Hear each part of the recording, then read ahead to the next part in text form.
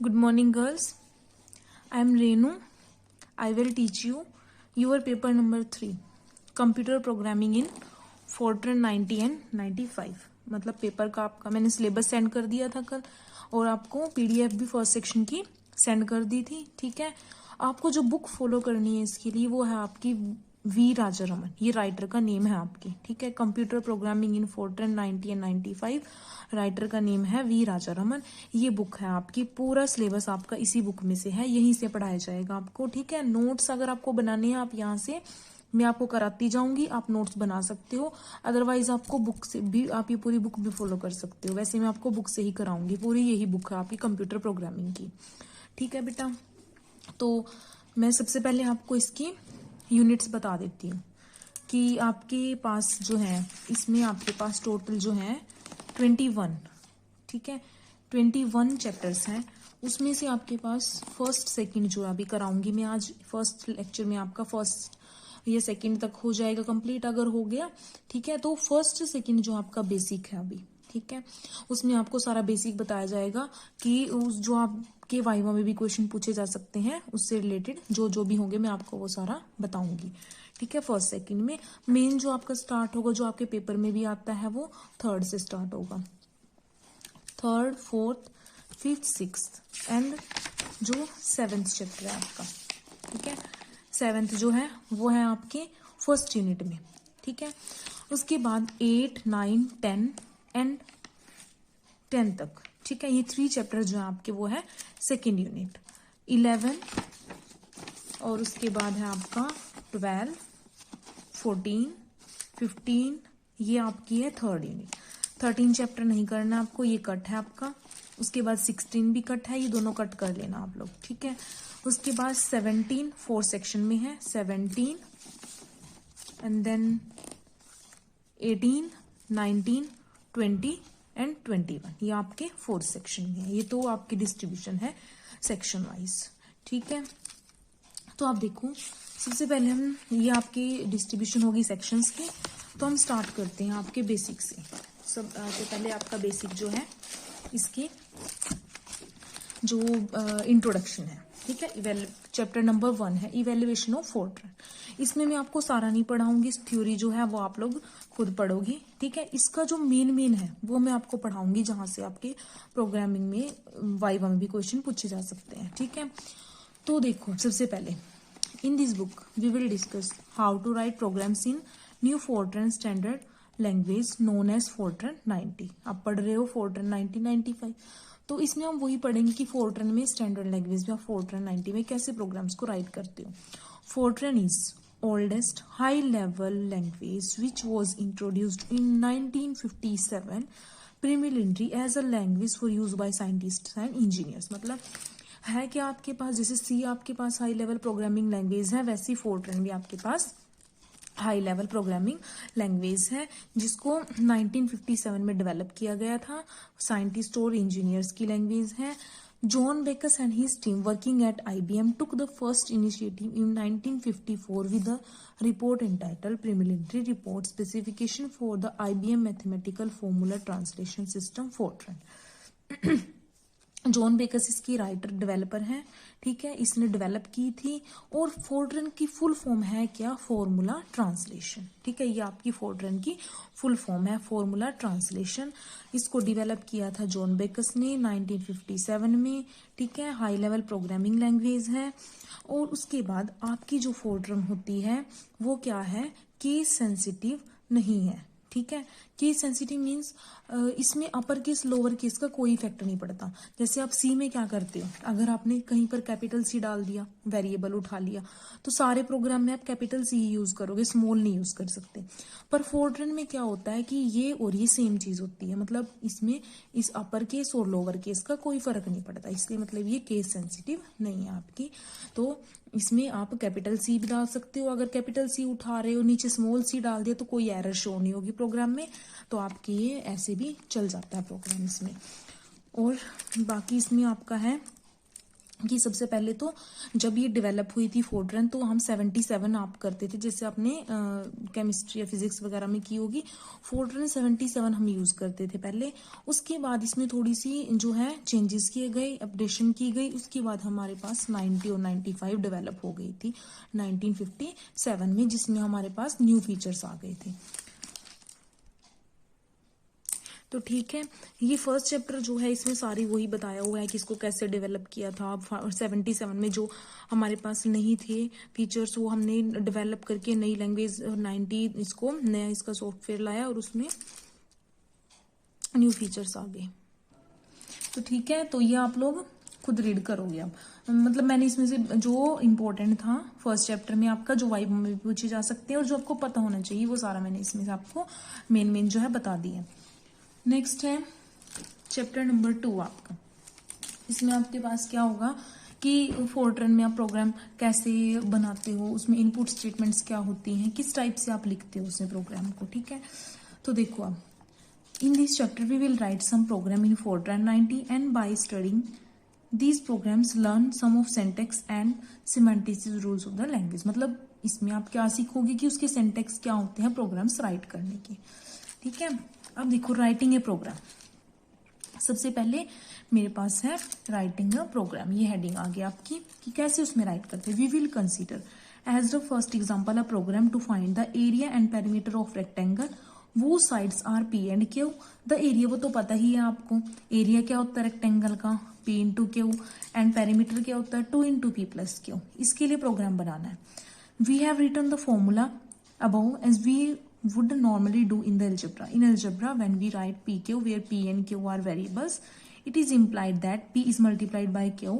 When we write any instructions for a computer, however, we have to explicitly specify the multiplication is to be performed. This formula is thus written in Fortran 90 as this. वो तो आपको सी में भी पता है, लिखने का method same है, थोड़े से चेंजेस है। उसमें ब्रैकेट्स वगैरह यूज होती थी सी में, इसमें आपकी ब्रैकेट्स वगैरह कुछ नहीं यूज होती है, सिंपल होती है आपकी बिल्कुल। वैसे ही अगर आपको ये स्टोर कराना है तो करते कैसे हो प्रोग्राम में, स्टार ही लगाते हो ना मल्टीप्लाई के लिए। तो एरिया एक वेरिएबल उठाया, उसको क्या किया पी क्यू को मल्टीप्लाई करके इसमें स्टोर करा दिया, which is called a statement. इसको हम क्या बोलते हैं statement. P Q and area are called variable names. ये आपके वेरिएबल नेम्स होते हैं जिनमें हम वैल्यू स्टोर करते हैं। The symbol star is the multiplication operator होता है ये हमारा। P star Q is arithmetic expression, क्योंकि अर्थमेटिक ऑपरेशन परफॉर्म हुआ है इसलिए कैसी एक्सप्रेशन बन गई arithmetic expression. Expression means combination of operator and operands. ये ऑपरेटर हो गया, ये ऑपरेंट्स हो गए। द सिंबल इक्वल, इक्वल डाला है उसको हम क्या बोलते हैं असाइनमेंट ऑपरेटर। ये सी में भी किया है, सेम यहाँ पर है कि जो इक्वल होता है वो क्या होता है आपका assignment operator. And this semantics or meaning of the above statement is read the content of the memory box whose label or name is p and multiply it by the content of another memory box named q, store the result in a memory box named area। मतलब क्या है meaning इसका कि एक p में store कराओगे value, एक q में स्टोर कराओगे, दोनों को मल्टीप्लाई करके एरिया में स्टोर कराओगे। तो नेक्स्ट देखो फिगर 2.1 इलिस्ट्रेट दिस। मतलब उन्होंने क्या किया हुआ है, देखो जो फिगर बनाई हुई है आपके यहाँ पर ये फिगर बनी हुई है। ठीक है, क्या किया हुआ है एक बॉक्स पी के लिए उठाया है, एक क्यू के लिए उठाया है, और नेम में क्या किया हुआ है एरिया। मतलब यहाँ पर एक एरिया के लिए उठाया हुआ है। एग्जीक्यूशन ऑफ स्टेटमेंट्स कैसे हुई, पी में मैंने 4 स्टोर कराया, इंटरनल मतलब आपकी वर्किंग कैसे होती है वो ये बताई गई है। पी में मैंने 4 स्टोर कराया, क्यू में 6 स्टोर कराया, यहाँ से 6 गया इधर से 4 आया, ये ऑपरेशन परफॉर्म हुआ, मल्टीप्लीकेशन हुई और यहाँ पर 24 इस बॉक्स में स्टोर हो गया।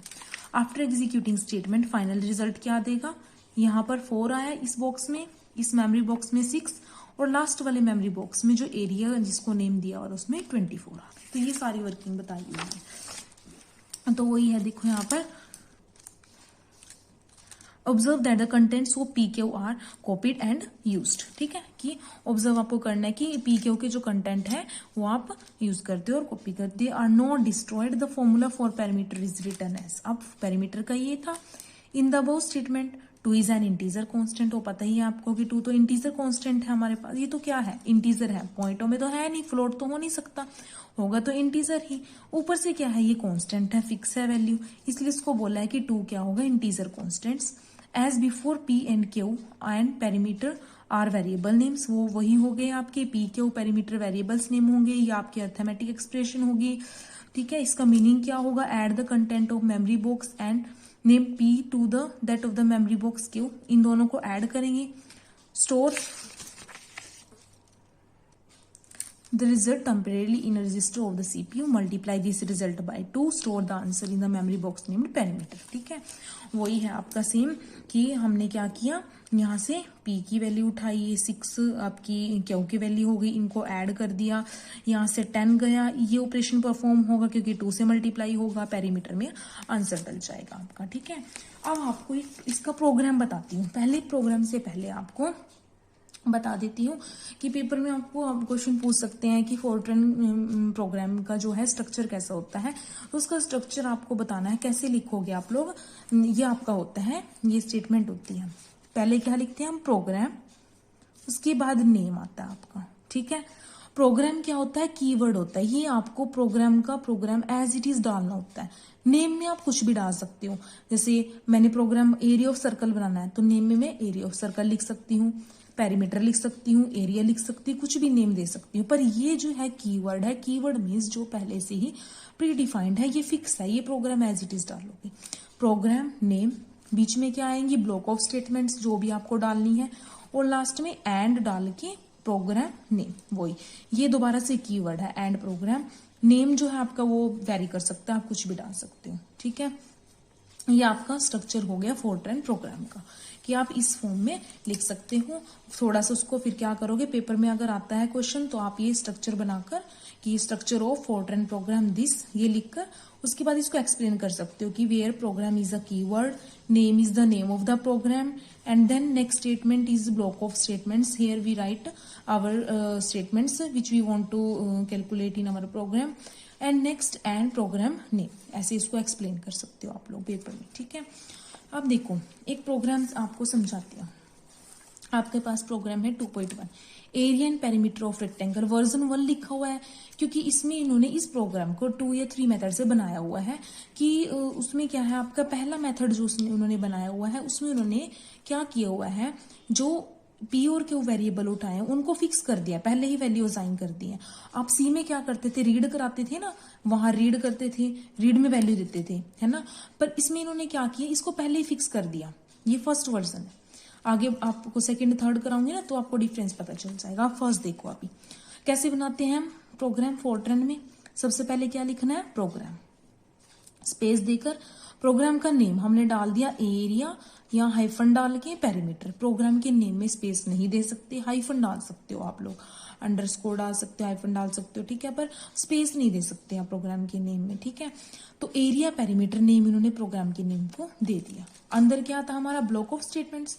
अब ब्लॉक ऑफ स्टेटमेंट्स में सबसे पहले क्या होती है, variable declaration.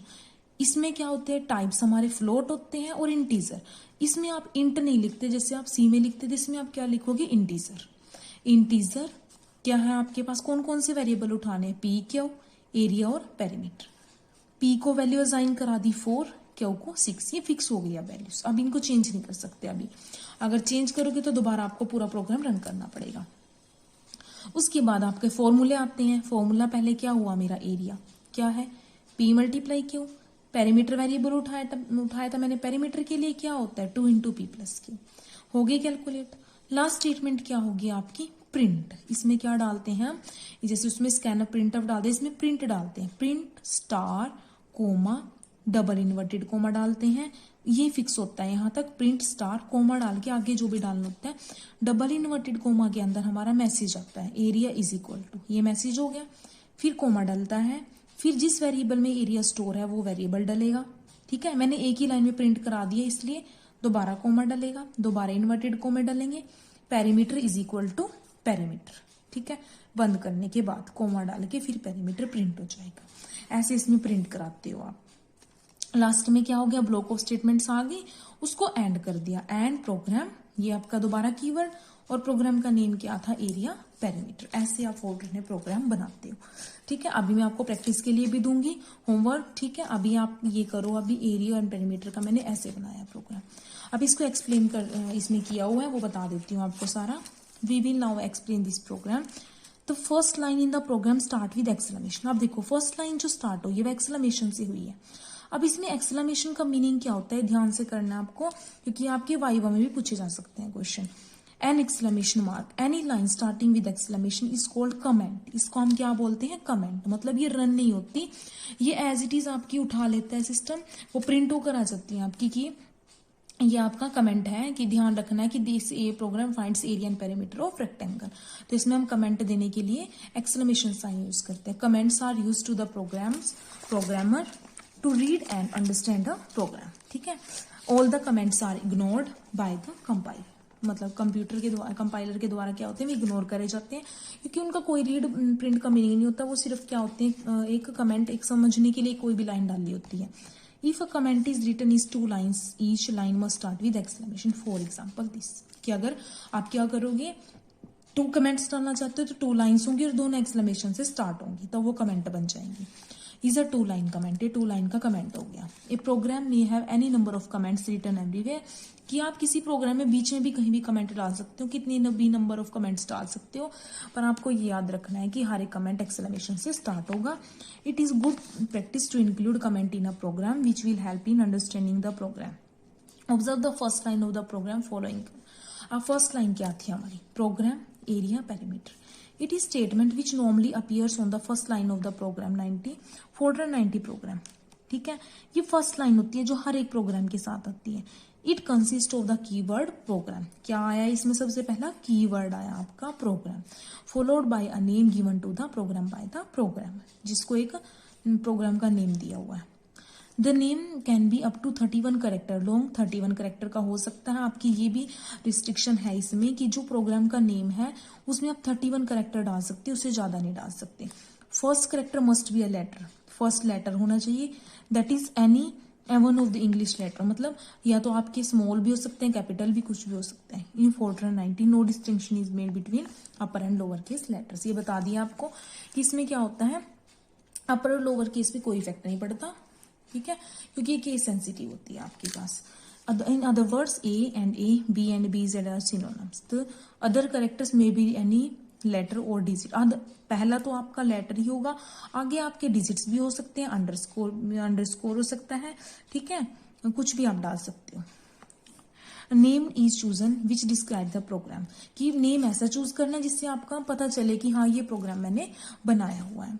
In this case we name the program area perimeter. इस केस में हमने क्या प्रोग्राम का नेम दिया हुआ है, area perimeter. In this program the next statement is, next statement क्या थी, integer P Q area perimeter.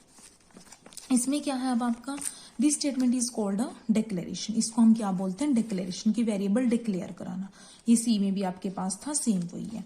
It informs the compiler that P Q area and perimeter are variable names and that individual boxes must be reserve for them in the memory of the computer, कि इनके लिए memory में अलग अलग boxes reserve हो जाते हैं, जैसे हम क्या करते हैं, इनको डिक्लेयर कराते हैं। Further it tells that the data to be stored in the memory boxes name P Q area and perimeter are integer. उससे ये भी पता चलता है कि वो इंटीजर टाइप के हैं, नेमली दो whole number without a fractional part, that is दो this can be either positive और negative. The statement is said to define P Q area and perimeter as of the type integer. ठीक है, the effect of the statement is shown in 2.3। ये उसने boxes बताए हुए, जैसे ही हम declare करते हैं यहाँ पर आपके बॉक्सेस आपके बने हुए आ जाते हैं, मेमोरी में आपका स्पेस एलोकेट हो जाता है इन वेरिएबल्स के लिए। Otherwise 4 location, observe that 4 locations are reserved and named as P Q area and perimeter respectively. ठीक है, तो ये आपकी ये वाली स्टेटमेंट थी। इन दी स्टेटमेंट इंटीजर क्या होगा आपका, फिर से वही कीवर्ड, ये क्या है, फिक्स है आपका, प्रीडिफाइंड है, इसलिए कीवर्ड बोला है। इन दिस बुक, अब देखो इसमें क्या बोला हुआ है, in this book we will use capital letters to represent all keywords and small letter to represent names also known as identifiers। ठीक है, हम small letters यूज करेंगे names के लिए, कैपिटल यूज करेंगे keywords के लिए, और ये names और also known as identifiers used by us। In this Fortran 90 blank or white spaces are significant, thus we should not write integer with an embedded blank as show. मतलब हम integer को ऐसे नहीं लिख सकते कि इंट, मैंने क्या कर दिया, कि पहले आपने इंट लिख दिया और फिर GER लिख दिया, ऐसे नहीं कर सकते आप लोग, इसको पूरा मिला के लिखना पड़ेगा, ये कीवर्ड है आपका, ठीक है।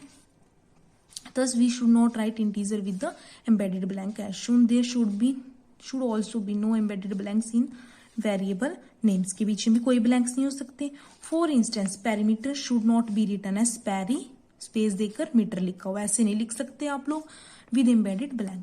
Blanks are however allowed as a separator to improve readability. For example, we can write कि हम ऐसे लिख सकते हैं कि अगर मैंने P लिखा है कोमा स्पेस देकर क्यों लिख सकती हूँ, पर ऐसे ही नहीं लिख सकते आप लोग पैरी स्पेस देकर मीटर, ठीक है। Observe that double colons are use to separate the keyword integer and the variable names. जो यहाँ पर डबल कोलन यूज हुए हैं ये क्या है आपके पास, इस कीवर्ड को और इन वेरिएबल्स को सेपरेट करने के लिए यूज होते हैं, ठीक है। Statement Fortran in Fortran 90 is written as one per line. If it is short statement, more than one statement may be commented in a single line. In such a case, the statements are separated by semicolon. कि आप एक से ज्यादा statements भी use कर सकते हो एक लाइन में, पर उसके लिए आपको क्या करना पड़ेगा, पहली स्टेटमेंट को स्टॉप करना पड़ेगा सेमीकोलन लगाकर। जैसे P इक्वल टू 4 डाला, मैंने क्या किया यहाँ पर सेमीकोलन लगा दिया, Q इज इक्वल टू 8 डाल दिया, ठीक है। तो ये दो स्टेटमेंट्स होगी एक ही लाइन में। In this example program 2.1 a line can have up to 132 characters, ठीक है। और जैसे आपका प्रोग्राम का नेम जो है 31 कैरेक्टर लॉन्ग हो सकता है, ऐसे ही आप क्या कर सकते हो, एक लाइन में 132 कैरेक्टर्स डाल सकते हो, ठीक है। If a statement can not commended in a line, then an ampersand symbol ampersand is used to continue statement on the next line. मतलब अगर आपके पास एक लाइन में 130 इन्होंने बोला हुआ है 132, ठीक है, कि 132 कैरेक्टर्स डाल सकते हो। अगर आपकी लाइन फुल हो गई हो आप और फिर भी आपका रहता है कि अभी लिखना है मुझे थोड़ा और लाइन में, तो आप क्या करोगे, उसको कंटिन्यू करने के लिए एम्परसेंट का सिंबल लगाते हो। नेक्स्ट लाइन में वहां पर एम्परसेंट लगाओगे, नेक्स्ट लाइन में एम्परसेंट लगाओगे, तो आपकी पता चल जाएगा कि वो पीछे वाले लाइन को ही कंटिन्यू किया हुआ है। The statement P equal to 4 का मीनिंग क्या हुआ, नेक्स्ट क्या आती है हमारी P इज इक्वल टू 4। इसका मीनिंग है असाइनमेंट स्टेटमेंट, मतलब मैंने 4 को P में असाइन किया हुआ है। हम राइट हैंड साइड के वेरिएबल्स को लेफ्ट हैंड में असाइन करते हैं, ठीक है। It commands that the integer 4 B stored in the memory box named P. When the statement is executed, the integer 4 will be stored in the memory box named P. वो क्या करेगा, P में store हो जाएगा। More briefly, we can state that this statement assign a value 4 to the variable name P. The next statement, ये भी हमारी क्या होगी, assignment. Following this statement is the statement, कि इसके बाद हमारी ये आती है, इसको क्या बोलते हैं, अर्थमेटिक स्टेटमेंट। जहां पर अर्थमेटिक ऑपरेशन परफॉर्म होते हैं उसको हम क्या बोलते हैं, arithmetic statement. It commands that the number stored in memory boxes P and Q should be copied into CPU. जब हम P और Q को वैल्यू असाइन कराते हैं तो CPU में आपके कॉपी हो जाते हैं।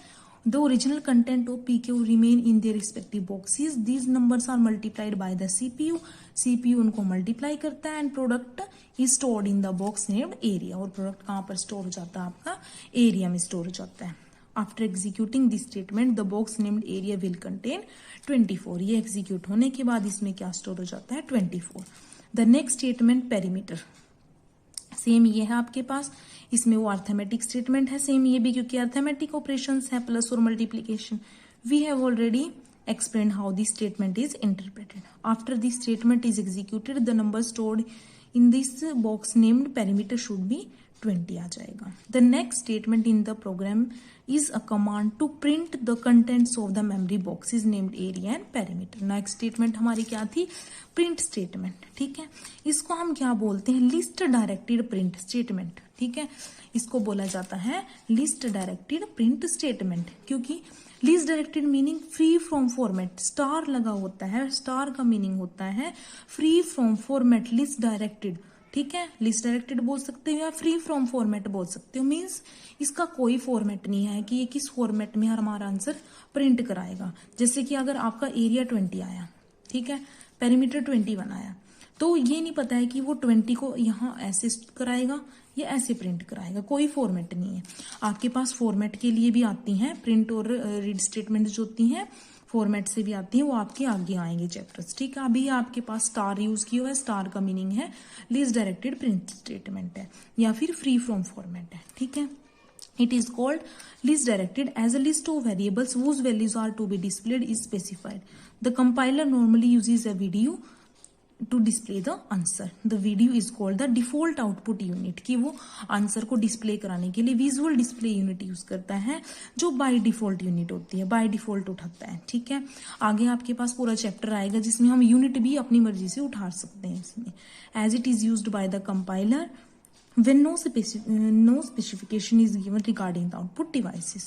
There are other print statements in Fortran which can be used to store the results in file or print it on a printer. We will describe them later in this book. When the print statement this is executed, the following happens. अभी नीचे सारा बताया हुआ है कि जब print execute होते हैं तो क्या क्या होता है। The string of character enclosed within the double quote marks, namely area is equal to is displayed. ये मैसेज है, ये एज इट इज आपकी स्क्रीन पर आ जाएगा। The value stored in area is displayed, जो इसमें वैल्यू थी वो वैल्यू आ जाएगी। The number of columns use to display the value of area is decided by the compiler. It may not be same for all compilers, कि कितनी columns में आएगा वो कंपाइलर डिसाइड करता है। On the same line the string two blanks followed by perimeter equal to is displayed, फिर से message आएगा, फिर से इसकी वैल्यू आ जाएगी। Following this the value of the perimeter is displayed, in this case the display will be as show, ऐसे आपका आंसर प्रिंट होगा, ठीक है। और नेक्स्ट आपकी लास्ट स्टेटमेंट थी प्रोग्राम की, and program which tells the compiler that the physical end of the program has been reach, कि यहाँ पर एंड हो चुका है। There are no more statement following this statement, कि इसके बाद इसमें और कोई स्टेटमेंट नहीं बचती। We could have written this in either of the two forms shown below, हम इसको ऐसे भी लिख सकते हैं। हाउएवर हम कैसे रिकमेंड करते हैं, ऐसे लिखना रिकमेंड करते हैं, जो कि रीडेबिलिटी को एनहांस करने के लिए हम यूज करते हैं, ठीक है। तो आपकी जो है यहाँ तक एक प्रोग्राम बनाया था, उसको ये सारा एक्सप्लेन किया हुआ है। पेपर में ऐसा नहीं करना है आपको, ऐसा कुछ नहीं आएगा। सिंपल आपके पास प्रोग्राम आएंगे या फिर प्रोग्राम का स्ट्रक्चर आएगा कि प्रोग्राम कैसे लिखते हो आप। प्रोग्राम का स्ट्रक्चर अगर आता है तो वो मैंने आपको बताया है कैसे लिखना है, कि name of program and block of statements और लास्ट में एंड प्रोग्राम, उसको एक्सप्लेन कर देना आपने कि name program is keyword and name tells the name of the program, then next statement is block of statements which the calculations which want to perform, ठीक है। और लास्ट में एंड की, end next last statement is end statement, ये लाइनें लिख सकते हो जो यहाँ पर एंड के लिए इन्होंने बताई हुई है। यहाँ तक आपका थोड़ा सा बेसिक था। यहाँ से अगर पेपर में आता है तो वही प्रोग्राम का स्ट्रक्चर ही आएगा आपके पास, कि कैसे आप लिखते हो उसमें, ठीक है। अब एक प्रोग्राम एरिया ऑफ जो हमने किया है रेक्टेंगल के लिए, आपका होमवर्क है, आप एक प्रोग्राम बनाकर देखोगे आप एरिया ऑफ सर्कल के लिए, ठीक है। Area of circle, area and perimeter भी बनाना है आपने, ठीक है। पेरीमीटर भी बनाओगे तो ये दो आपको एक ही प्रोग्राम में बनाना है, area and perimeter of circle, ठीक है। फॉर्मूले आपको पता ही है, एरिया का क्या होता है और पेरीमीटर का क्या होता है, पाई आर स्क्वायर और 2πr, ठीक है। इसके लिए आप लोग प्रोग्राम बनाओगे। अगर ट्राई करके देखना, क्योंकि इसमें पाई भी यूज होगा ना। चलो आप लोग ऐसा करना, एरिया ये रहने देना, अभी इसको करना है आपने, पर नेक्स्ट लेक्चर के होमवर्क में दूंगी इसको, ठीक है। अभी आपने क्या करना है, एक प्रोग्राम बनाना है सम ऑफ टू नंबर्स का, sum and product of two numbers. ये प्रोग्राम आप ट्राई करके देखोगे, ओके गर्ल्स। अगर कोई डाउट हुआ, आपकी लाइव क्लास लूंगी तो उसमें आप लोग अपने डाउट्स ले लेना। इसको ध्यान से करना बेटा, क्योंकि इसमें री बहुत आती हैं बच्चों की, इसलिए, और इसकी वाइवा भी बहुत टफ होता है। आपका जो प्रैक्टिकल है, प्रैक्टिकल भी आपका फोर्ट्रन का ही है, तो प्रैक्टिकल आपको स्टार्ट कराऊंगी। पहले थोड़ा सा बेसिक हो जाए आपका, आपको पता चल जाए कि प्रोग्राम कैसे बनाते हैं, उसके बाद हम प्रैक्टिकल स्टार्ट करेंगे, ठीक है। अगर कोई डाउट हुआ तो आप डाउट क्लास में लोगे, ओके गर्ल्स, थैंक यू।